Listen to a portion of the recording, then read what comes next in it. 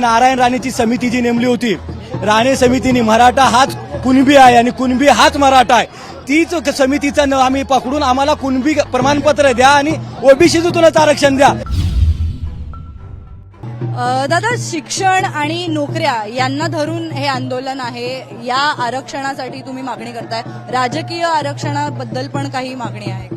नाही, शिक्षण आणि नोकऱ्यासाठीच आहे, पण टिकणारं आरक्षण भेटलं पाहिजे. आता यांनी पहिले 2013 मध्ये 16% आरक्षण दिले त्या सरकारने, आणि नारायण राणेची समिती जी नेमली होती, राणे समितीने मराठा हाच कुणबी आहे आणि कुणबी हाच मराठा आहे, तीच समितीचं आम्ही पकडून आम्हाला कुणबी प्रमाणपत्र द्या आणि ओबीसीतूनच आरक्षण द्या.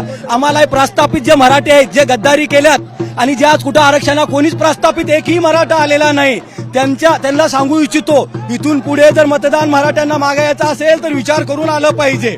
आणि आम्हाला शिक्षणाला आणि नोकरीचंच आरक्षण पाहिजे. आम्ही कुठं निवडणुकीला लढवणार नाही.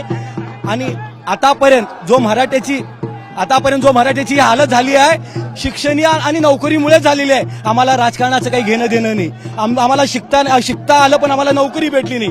आम्हाला शिकताच्या वेळेला पैसा इतका फी होती, ती फी भरता नाही आली आम्हाला. आमच्या मुलावर ती येऊ नये म्हणून आम्ही आज इथं उभा आहे पावसा पाण्यामध्ये.